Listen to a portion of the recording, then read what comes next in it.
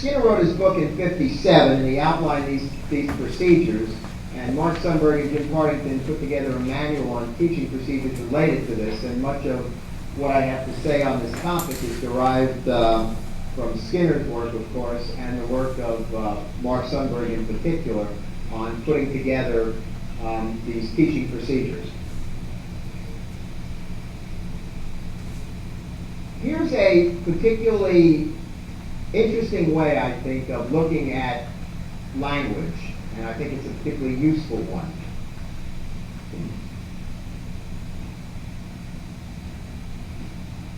Verbal behavior does not refer to just vocal behavior. What I'm doing right now is vocal verbal behavior. Giving somebody a picture when you want something is verbal behavior. Signing cookie when you want one, or just signing cookie when you see one, is verbal behavior. Saying cookie when you see one is verbal behavior. Gestures are verbal behavior. And all of the actions of a person that are mediated by the response of a listener who is specially trained to respond to that person's behavior is verbal behavior.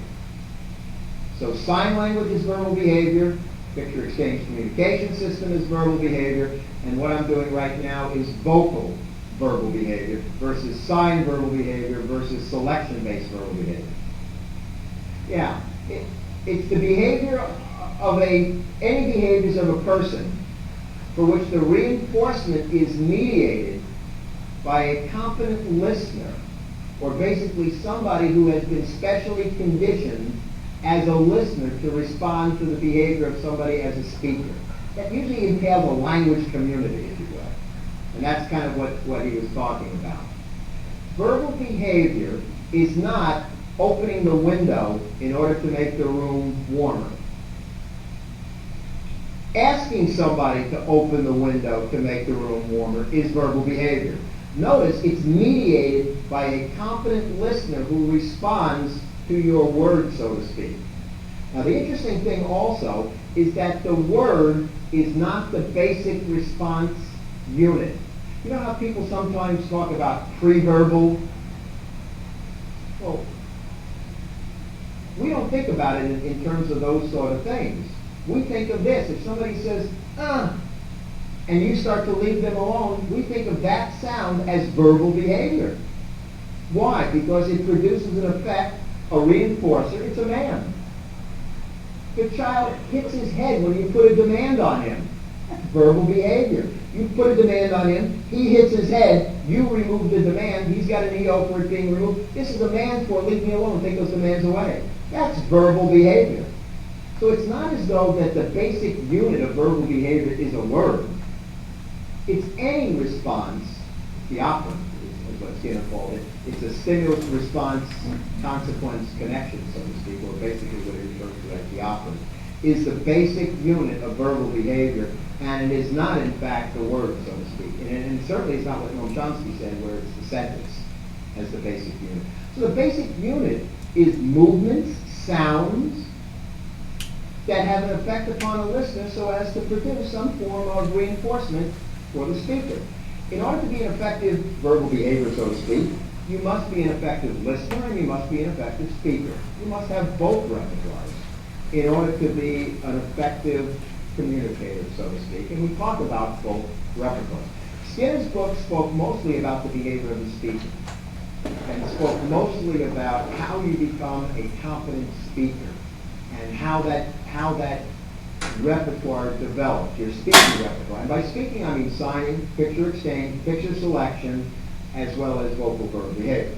Now, important point. This is the one that's always particularly fun. Verbal behavior is not the sounds that I am making right now. The sounds that I am making are the response product of verbal behavior. Verbal behavior is the movement of the muscles that propels air in just the right way through the entire mechanism in a coordinated way to produce different sounds that you respond to differently. So my words are not verbal behavior. Verbal behavior is the movement of the muscles related to the vocal musculature, the product of which is my words. Here's an example. The sound you hear is not clapping. It's the product of clapping. What is clapping? Clapping is the movement of muscles coordinated in just the right way to produce that sound. But the sound is not clapping, it's the product of clapping. In the same way that the words I am saying is not verbal behavior, they are the product of my behavior. And my behavior is the movement of all of the muscles that need to be coordinated and mechanisms and articulators, as people talk about, in order to produce the kinds of sounds I'm producing to affect an audience differently. So verbal behavior is the movement of those muscles. What does that then suggest? This is very interesting. It suggests that verbal behavior is not something you have in your head. It's not a bunch of words that you have and then use. It's not as though the words are stored in your brain and then you kind of pull them out and use them when you need them. Sort of like the idea of a lexicon or a dictionary being stored in your brain. We think what's stored in your brain we think how you're different after you learn how to talk is that you talk on occasions in which it would be reinforcing to do so. That's how we think you're different. We don't think you now have an understanding of the concept of communication. We think you respond differently, and vocal verbal behavior may in fact be part of that repertoire. People don't store bike riding. In other words, once you learn how to ride a bike, does anybody say, oh, you've got bike riding stored someplace? And then you kind of pull out bike riding when it's time to ride one. As though bike riding is something that you have and then use. Bike riding is what? A bunch of behaviors under the control of certain stimulus conditions. And when it's time to ride a bike and you're inclined to do so, you do. And what's different about you after you learn how to ride a bike? You're able to ride a bike. What's different about you after you learn how to talk? You talk on occasions in which it would be reinforcing to do so, given your history. By talk, I mean move these muscles in ways to produce a special effect upon the listener. We don't think it's a mental process. We don't think that your words are expressions of concepts. They are merely the movement of certain muscles that has a special effect upon a competent audience and a competent listener. We don't think that your words express your feeling, express your ideas, as though ideas and concepts are something you have and your words express them. We think the behavior of talking is the behavior of talking, and not an expression of something in a process. It is the movement of these muscles. Why did I learn to clap my hands? Is that an expression of clapping behavior? I mean, am I now expressing my concept of how to clap when I clap? No. On occasions in which it would be reinforcing to clap, what do? I move these muscles this way. On occasions in which it would be reinforcing to move these muscles when I want a cookie, I say cookie has nothing to do with expressing my desire for a cookie. Under the control of an EO, I move these muscles so as to produce a cookie specific to my motivation and the reinforcing. And not anything. I'm not expressing my concept of clapping when you think that? No, you think you clap because on certain occasions it would be reinforced to move the muscles this way. On certain occasions it would be reinforced to move the muscles, these muscles in a certain way, and when I do it produces reinforcement. It's not like I've got the concept of clapping. I merely clap on occasions when it would be reinforcing to do so, and I merely talk under move these muscles, in that way. Operant conditioning or consequences have brought these muscles under instructional control. In children with autism, that may not have happened. For whatever reason related to neurological differences, the ability to operantly keep, operantly control, in other words, control through consequences, the movement of these muscles to produce enough topography, sound, response products, to effectively change the behavior of listeners has not occurred. And people with neurological problems are well known to have problems in that particular area. Stroke victims, traumatic brain injured people with neurological problems will in fact, and disorders, will in fact have there is difficulty in bringing all of these muscles under operant control.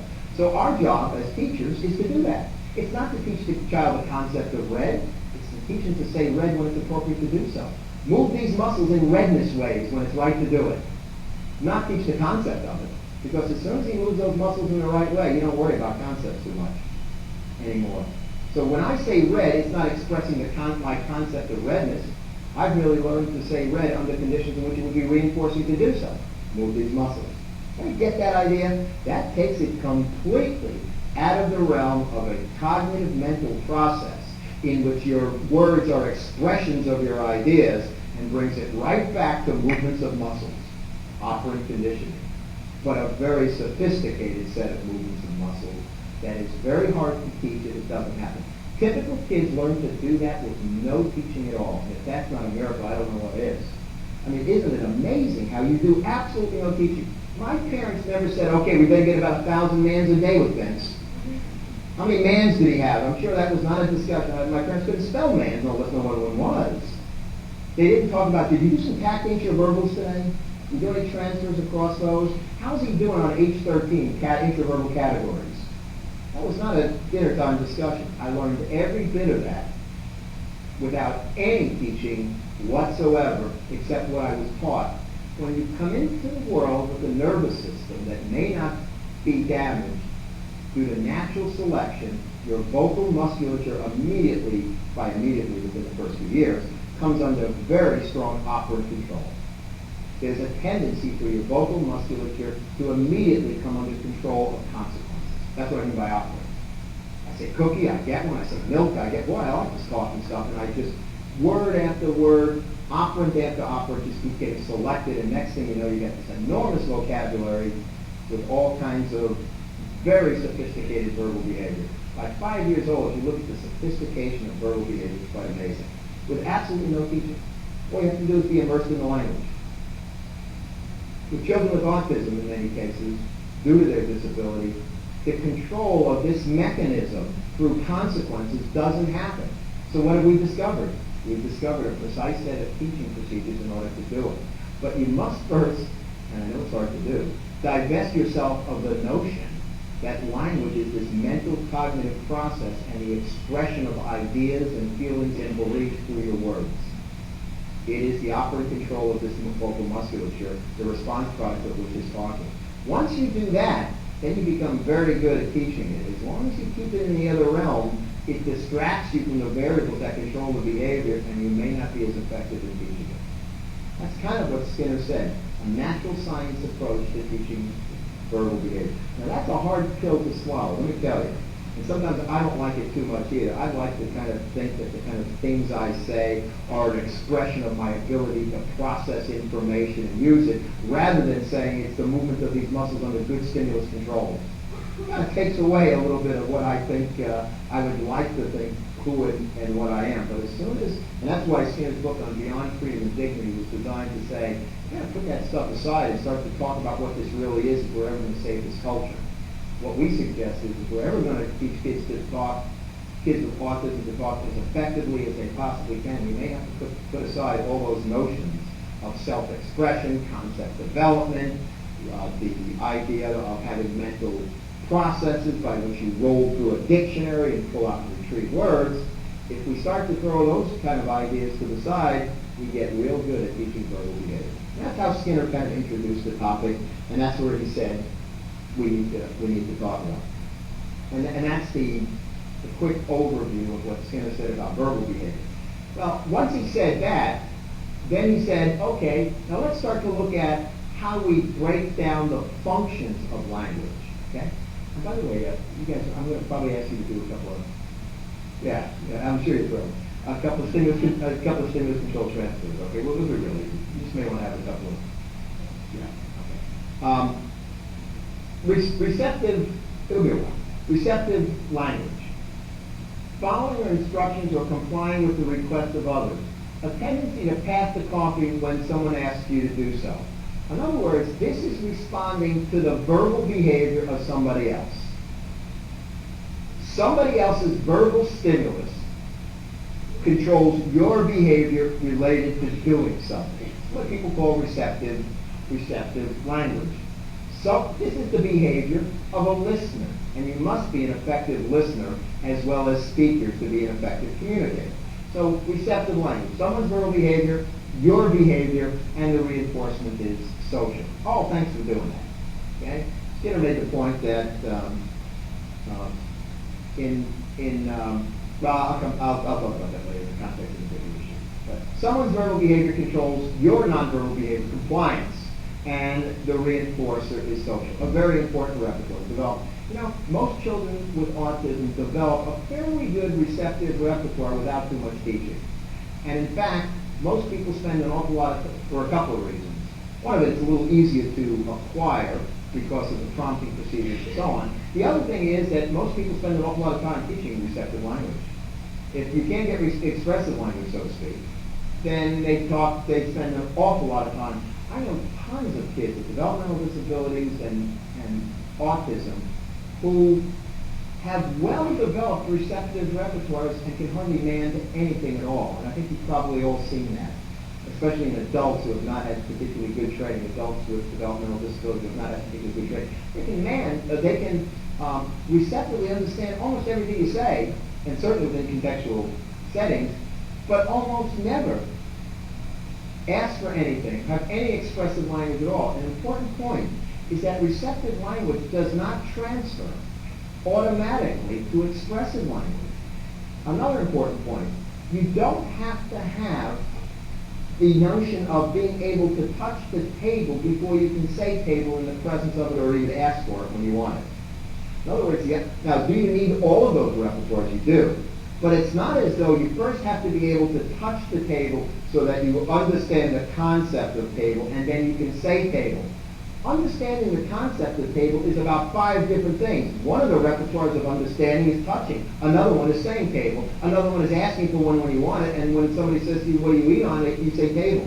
So the concept is not some idea that you have, it's a set of repertoires. I got to be able to touch it, I got to be able to say it, I got to be able to ask it, I got to be able to answer questions about it. That's what you mean when you say somebody understands. So there's no reason to think that you first got to teach all of that. Now, it's not that it's unimportant to teach. You should teach receptive language. And you should teach it, but you should not get to the point where you're so delayed in teaching. A lot of people spend an enormous amount of time on receptive and say, well, he's not ready yet for expressive language, and we'll just keep teaching them receptive language. Well, what they're really saying is, I have absolutely no idea how to teach him expressive language, so let's stay with something that's easy for me to teach and him to learn. And then we'll see if vocalizations emerge. What they basically mean is, let's train and hope.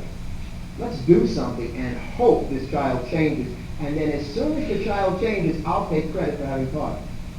If the child doesn't change, then I'll blame his cognitive ability. I'm not having changed. It's a really nice situation. If it emerges, well, then I did it. If it doesn't, Skinner said most of our teaching of many skills in language is kind of like this. This is a metaphor he used.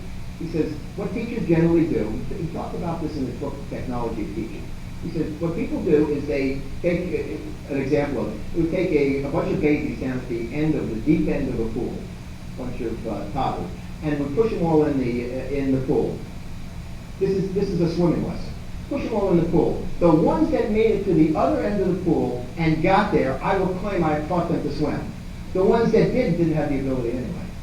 They're to blame anyway. They must have been deficient in some way. That's what our education is. Push everybody in, and the ones that make it, I'll take credit for it. Despite the fact that I did nothing, they did it kind of on their own, so to speak. And we think the same sort of idea here. Receptive language is not necessarily going to turn into expressive language. You've got to teach it. You've got to teach it. However, receptive language is important. Too many children and persons with developmental disabilities have a lot of this and not a lot of the rest of the repertoire. Receptive language is only one repertoire. There are many, many other repertoires related to communication that you need to have. The next one that Mark Sudberg has developed is the notion of receptive by feature, function, and class. People have done this before him, but he's kind of called it what it is. Responding to items in the environment when provided a description of them and not their name. A tendency to point to coffee when someone says, show me what your dad drinks in the morning, which is different than a tendency to pass the coffee when somebody says to do so. Tell me, show me, point to, touch what your dad drinks in the morning, which is different than show me coffee. I get the idea of the way people talk about things. Now, you don't see that very much in everyday life. I mean, people rarely say things like, let's go get in the thing that has 4 wheels that we used to go to the store. You would think that would be pretty unusual language. Most people don't talk that way. Yeah.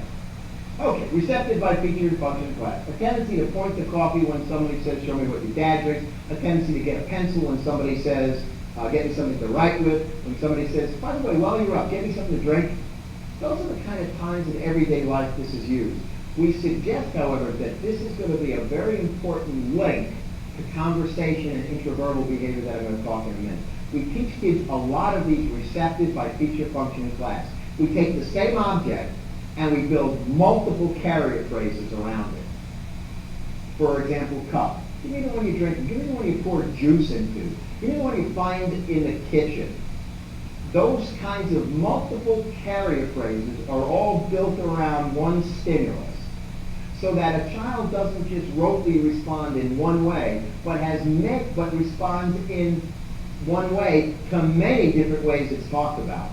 It's the way we kind of get rid of the kind of rote scripted stimulus control of I say this, you say that. And that's all you have. And then no other links are there. Okay, those are the two repertoires of receptive language that we talk about. Let me now talk about what people frequently refer to as expressive language. Most people think of expressive language as one category, what somebody says, regardless of the function of what they say. If they say cookie as a man, it doesn't get looked at any differently than cookie as a label, than cookie as something you eat is a cookie, which makes it an intraverbal. And I'll help you to define those in a minute. The point I'm making is that we have many categories of expressive language. In other words, there are many meanings to the words that you use. And the meaning is defined by the category.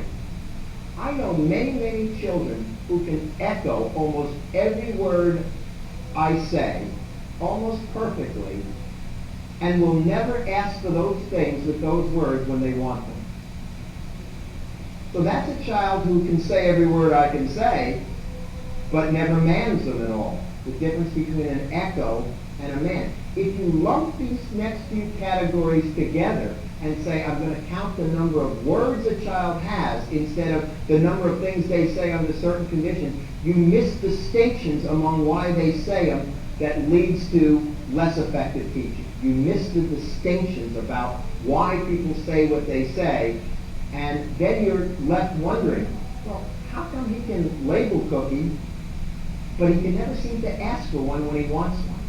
How come he can say cookie as an echo? Oh, I guess he's got a cognitive processing sort of problem. Well, the only thing that may be different cognitively, and that's not the word I use, is that the nervous system is different, and therefore the teaching must go across the categories, although that's not any different than the way we learned it. We learned it across the categories too. It just happened so quick you could hardly see it. Okay, let's look at some examples of this. Here's the echoic repertoire. Repeating precisely what is heard, usually immediately. A tendency to say coffee because someone else just said it. I say coffee, you say coffee. That's the echoic repertoire. Someone else's verbal behavior, echo, says something. Verbal behavior matches the other person. Verbal behavior, social reinforcement is usually the reinforcement for the echo. Adults use the echoic repertoire all the time. They'll say to themselves, somebody will say something to you that you don't quite understand, and you'll repeat it to yourself. You're kind of searching. You'll echo back. Okay, let's see. Or you ever find yourself trying to put together a toy, and you read the instructions, and then you say, okay, part A goes into part B. All right, part A, or somebody's giving you the instructions. Part A and part B come together at a right angle, and you get the toggle screw. Once they start talking about toggle screws, I'm usually lost.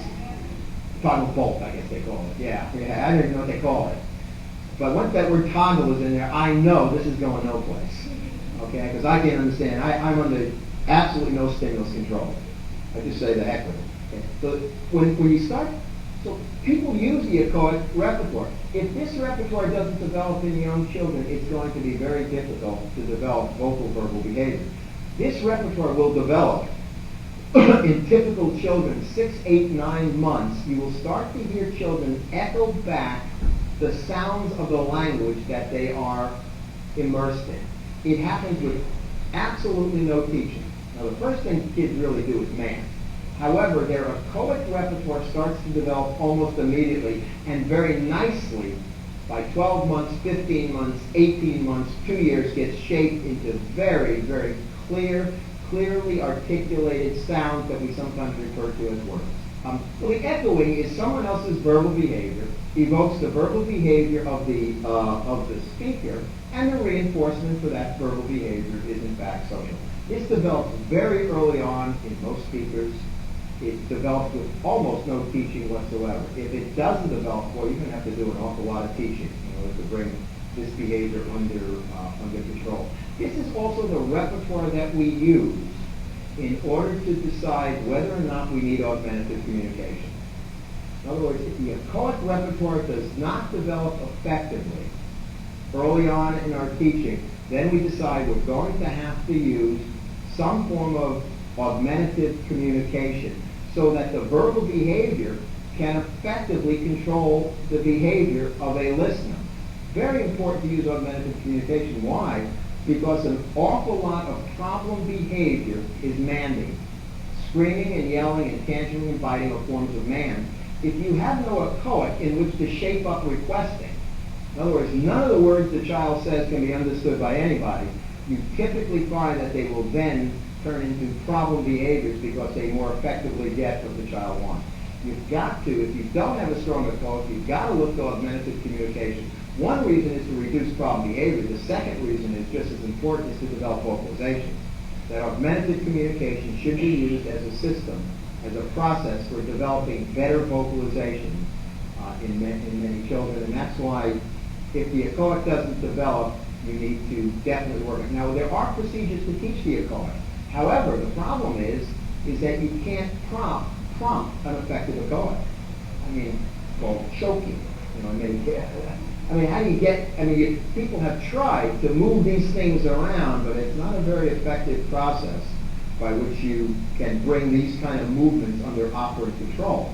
So you're going to have to do some pretty interesting sort of teaching. And the whole issue here of augmentative communication is a very, very important one. And how you use automatic reinforcement, which we'll talk about a little bit later, how you use automatic reinforcement and sign language to shape up the echoic repertoire is a very important factor in the teaching of most children with autism who don't develop vocal verbal behavior. Let me go through all of them now and answer some questions, okay? I'll come back to you on that.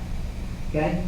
The echoic repertoire, very important repertoire. It develops typically with no trouble at all. If it doesn't develop, you better be prepared to do some teaching.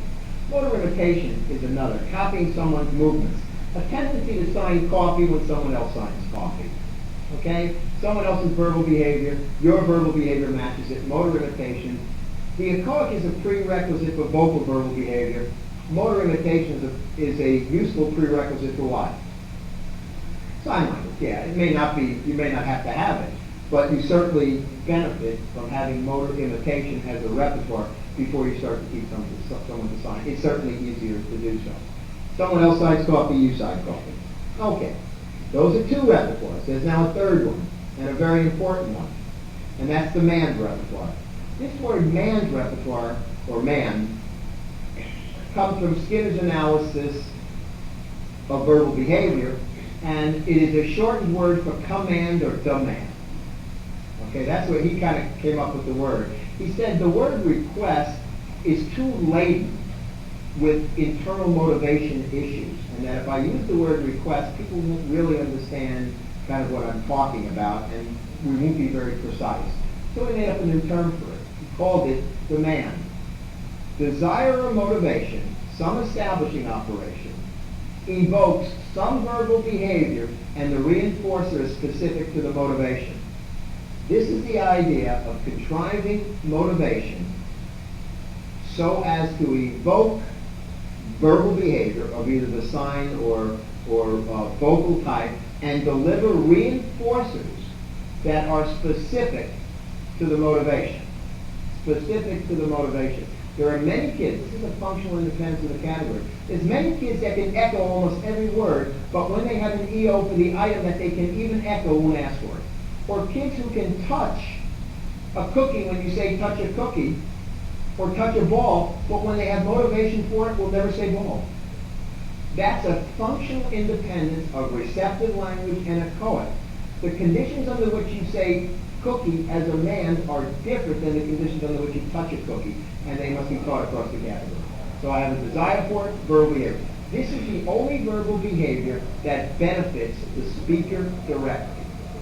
All the other verbal behavior benefits the listener and not the speaker. This is the only verb. When somebody says, go get your shoes, or go get me a towel, and you understand it and go, who benefited from that? The other person benefited, not you. Okay? That's the idea, that a lot of language and verbal behavior benefits other people because of a social relationship. If you could care less about that other person's benefit, why would you ever talk? That's why you must teach skills that benefit the speaker.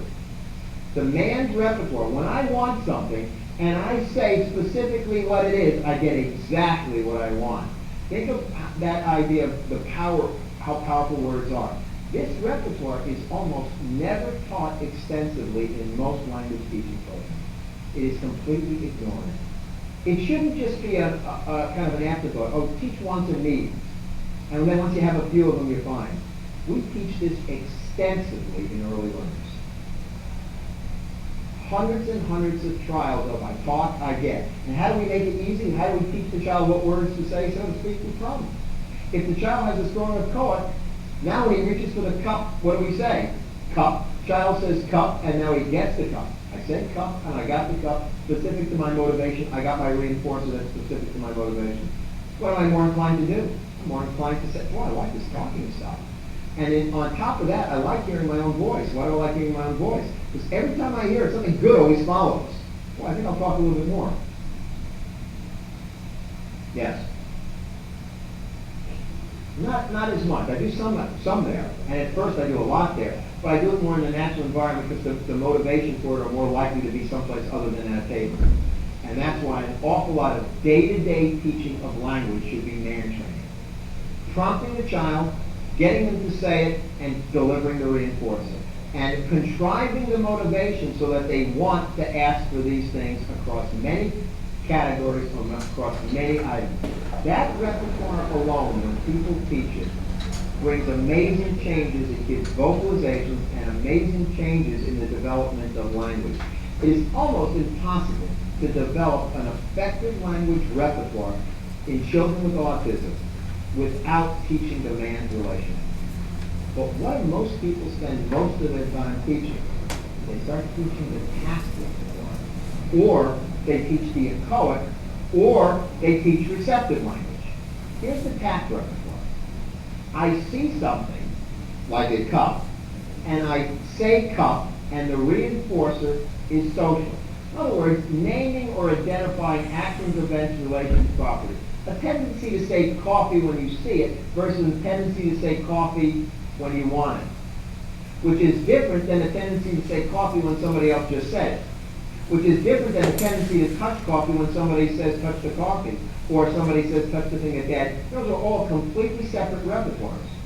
But what do most people teach mostly? They teach mostly labels of things, tacts. By the way, the word tact came from Skinner's analysis of verbal behavior, and it came from the word contact, the environment. Anytime a nonverbal stimulus contacts your senses, it is called tacting.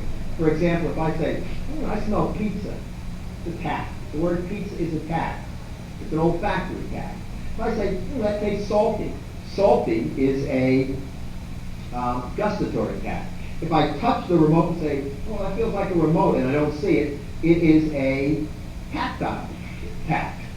When I see it, it's a tact. They're all tact. I'm just kind of defining them by the senses that contact the nonverbal stimulus. Well, the tacting repertoire is a very important repertoire. But here's the problem. People typically spend most of their time not teaching mans but teaching tact. Why do they do that? For a couple of reasons. Number one, it's easier to bring a bunch of cards and materials to the table and say, what is it, what is it, what is it, than to contrive the motivation to have somebody manned and ask for things that they want based upon motivation. So I'll come over here and I'll do it. The second reason is people think if I give him the vocabulary, the name of the item, then he will use it when he wants it. The problem is that the tact does not necessarily transfer to the man. If you can label everything in the world, there's no guarantee you can answer any of it unless you've been taught it. Now, in typical children, those transfers occur very easily. In children with autism, we have found that we must teach words as man and words as tact. because the word means something completely different. Very interesting study done by Mark Sternberg and Janae Hall related to manding and tacking. A couple of points. If you teach mands and tacks at the same time, you get better results than teaching either one alone. So you ought to teach a lot of manding and then start to intersperse tacking repertoires. Here's another interesting finding. I'll give you an example of a study that was done by Janae Hall and Mark Sternberg regarding the functional independence of these two categories. By functional independence, I mean, if you teach a lot of tacks, you should not be surprised that the child never uses those words anyplace else other than when you say, what is it? Don't be surprised that he doesn't say, oh, there's a giraffe, even though he can tack one. If you haven't done a lot of manding, you're going to get them under very strict stimulus control. They're only going to say it when you say, what is it? The idea that they will be spontaneous, in other words, talk first, should come as no surprise to you. Because the tack benefits the listener, the mand benefits the speaker. If you don't put a lot of benefit for the person talking on talking, they will talk. Now they will talk to get you to leave them alone and get some candy or something. Only when it's tacking, but they won't speak spontaneously. And by the way, if you don't have a manding repertoire, you'll never have a conversation. You can't have, I'll talk about it. If you can't have a conversation without a manding repertoire, because if you try to, the best way to end a conversation is stop manding back. When somebody doesn't mand during a conversation, the conversation ends. Is it any wonder that children with autism who don't have a strong manding repertoire are never going to have conversations? It's not going to happen. If you don't have a foundation of manding, you're not going to have any kind of sophisticated social exchange. Manding teaches you to be social. It pairs up reinforcement with social reinforcement. It does all the things that we want language to do. Now keep in mind, if you can mand a cookie, there's no guarantee you can also tack one. Let me give you an example of a study that was done. Here's what they did. They taught older individuals to make a cup of soup, which was a highly, or coffee in one case, but soup in another, highly reinforcing thing to eat with soup for the people they were working with. And what they taught them to do in one set of situations is they taught all the ingredients necessary to make the soup. They taught the person to mand each one of them. I need the water, you're mixing it up. I need the can, I need the can opener, I need the pan. They taught them to mand all of these things under the control of the establishing operation, and then and they could mand every one of them very nicely. Let's make some soup. They manded all the items very nicely through mand training. Once they had the soup and no longer wanted it, and there was no EO for the soup, they would then hold up the can opener and say, what's this? And they had no idea. They could not tap it. Had no idea what it was. It's not as though they didn't want to cooperate. They couldn't say can opener when there was no EO for it related to soup. That is the idea that the mand is separate from the tack. Now here's what they did next, interestingly enough. They then took a group of people and taught them to tack all of the items. They could tack every one of the items necessary to make soup. Then they laid all the items out on the table, and they had one of them missing. And the other person had no idea what to ask for. As soon as you brought it up, they could tack it. If you put it behind your back, they would have no idea that they needed the can opener now. They had no ability to man the can opener. They could only tack it when they saw it, even though there was an enormous EO. So in other words, a word is not a word is not a word. A word isn't what is it that I say. A word is under what situations do I say it. And all of these words that we teach children with autism must be taught as mands, transferred to tacks. And we can teach many tacks without teaching them as mands. But we first need to get manding going, and then we need to teach, and then we cross the intraverbals, as I'll describe. There is no reason to think that people will learn those without teaching. You've all seen it. Kids who are echolalic and can't ask for one thing.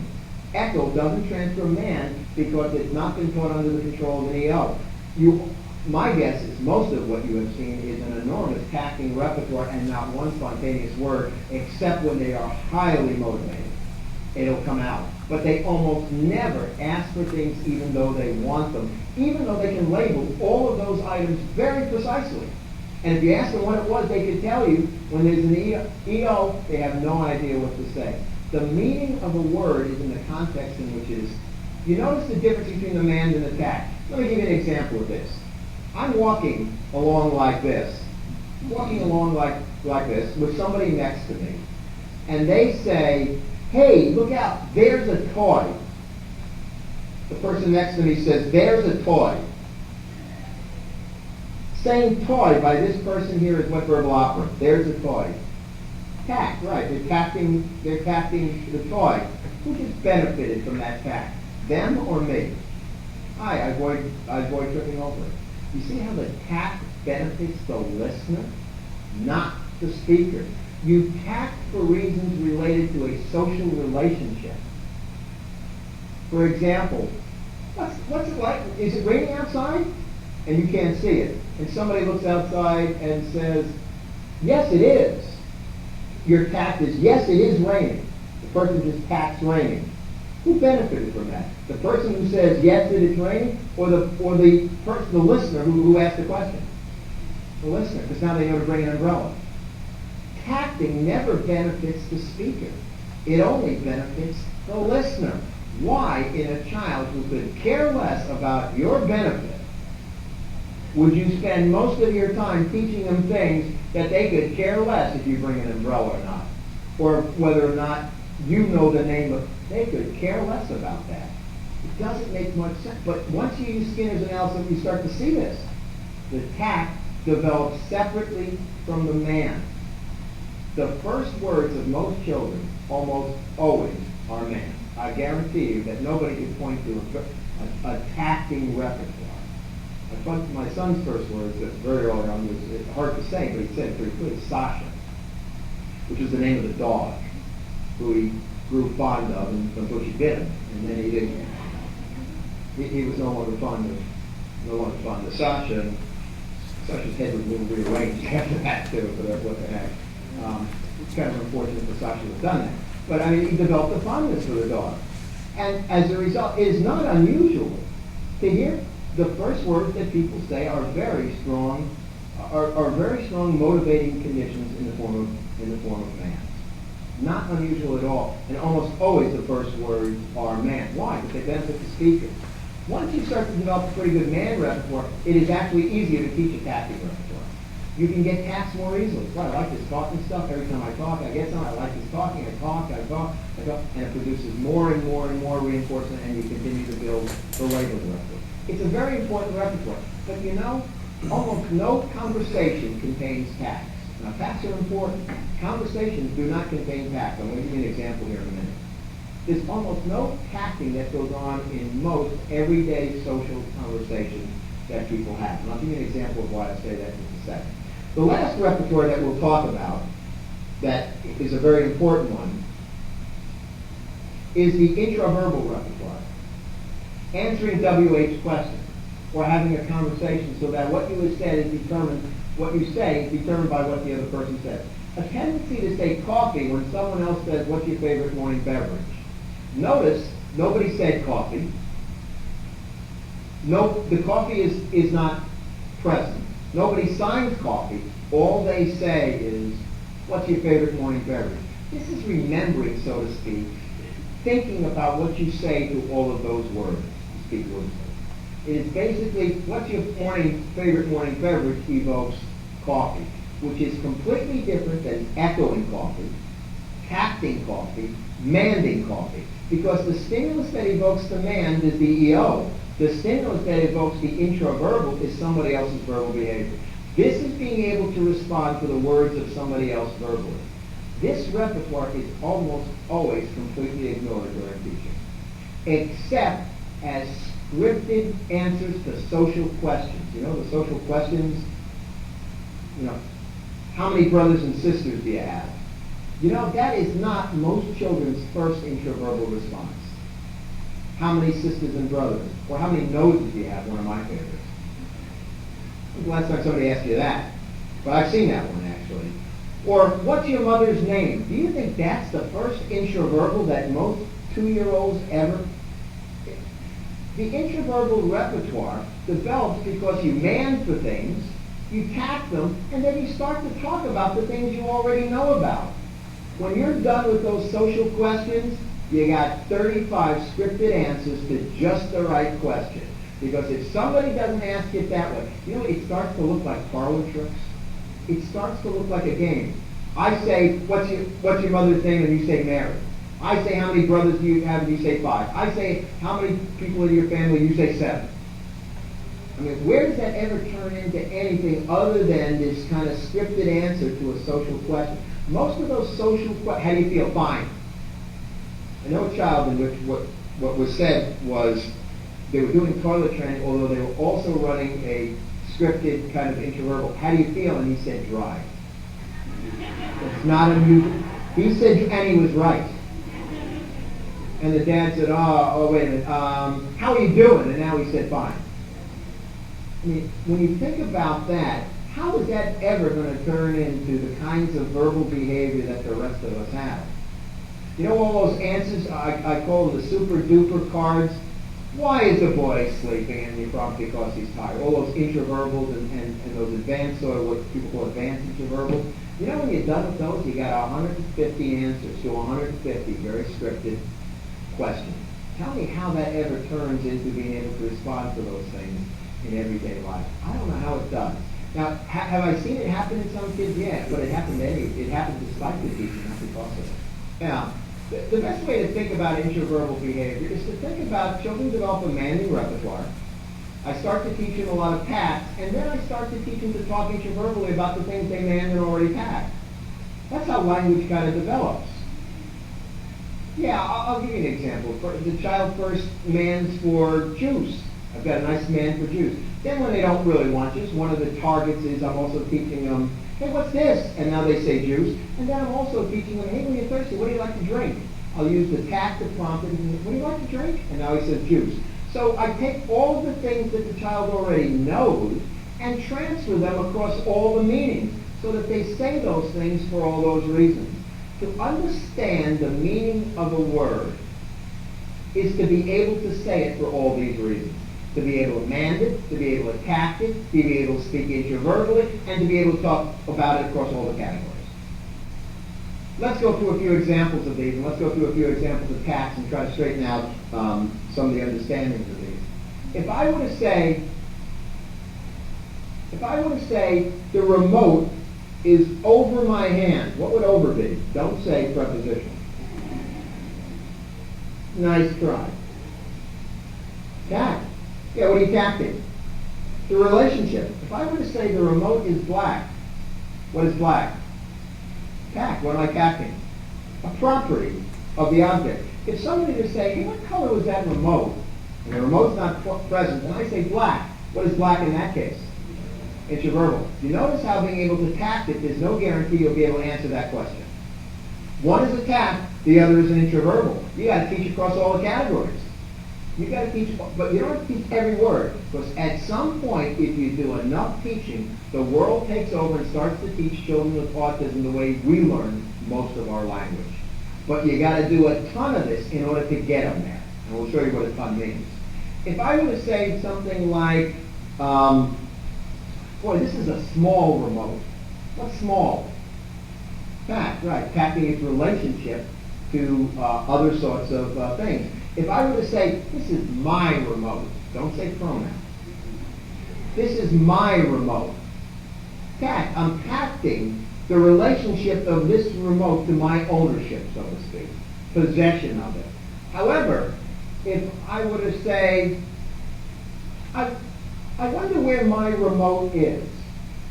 I wonder where, or can you find my remote? My remote would be a what? Man, right. What would I be manding? And a specific one at that. My remote. Then it would be a man. Notice the word my remote is now a man versus my being a cat versus what do you use to turn on the TV? And I say my remote. What would that be? Interverbal. Let me give you a little exercise of this. If somebody were to say to you, all you hear is this word, You hear the word juice. That's all you hear. You don't hear what came before it. You don't hear what came after it, although there may be something that came before it and after it. All you hear is juice. You hear me say juice, and you know nothing else, and you can't see anything else about my environment. All you hear on a tape is somebody puts it ahead, you hear juice, and then they stop it. Do you have any idea what that word meant? No. Because where's the meaning? The meaning is in the conditions under which you say it. Juice could have been a what, first of all?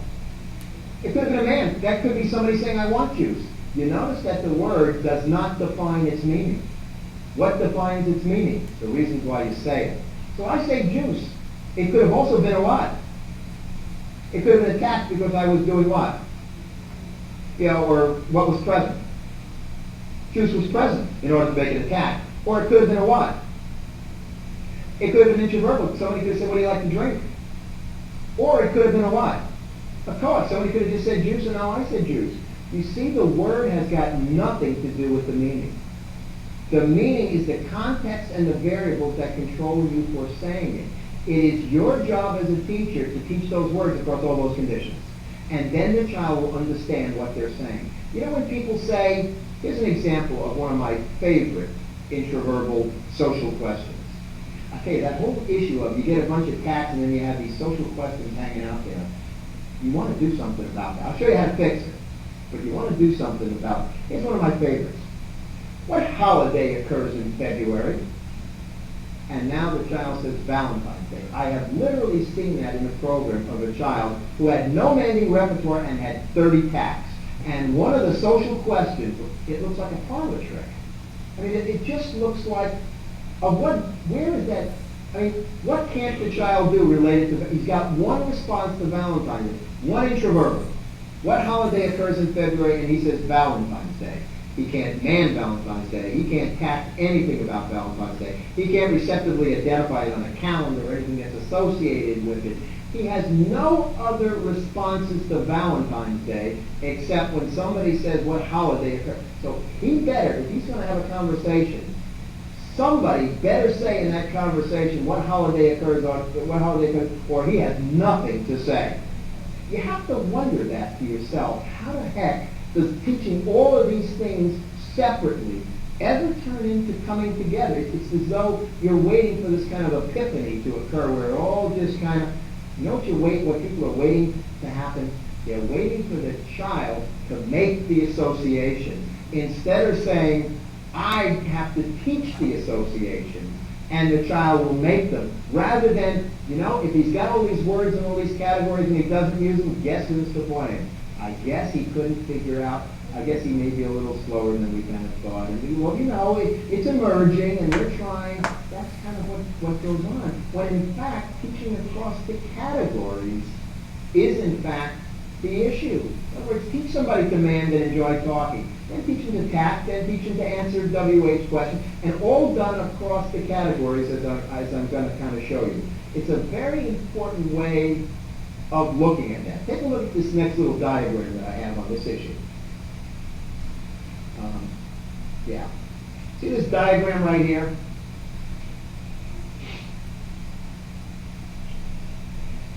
If you want to teach somebody the concept of coffee, the concept of coffee is not something they have in their head and they use. It is the ability to respond to coffee across all these conditions. I can command it when I want it. I can tap it when I see it, feel it, touch it, smell it, anything. I know coffee when I contact it under any set of conditions. Across many examples of coffee. I can echo the word or I can imitate the sign for it. I can answer questions about it no matter how somebody asks me them. And I can receptively identify multiple examples across multiple conditions. I can do it receptively and I can read it. That is the meaning of the word coffee. That is why when you teach those social questions, you're only teaching one meaning, which is completely separate from all the other meanings. So all you've got is one way of saying Valentine's Day, one occasion. You don't have every occasion, and it requires every occasion to do it. What we suggest, in order to build this repertoire, that there's a sequence of teaching that is natural and common to the development of language. You learn to man, CATS then start to develop. Intraverbals then and receptive language and RFFC are all developed, and ultimately by 5, 6 years old, textual behavioral reading. Another set of stimulus control procedures, bringing yourself under the control of words. Okay.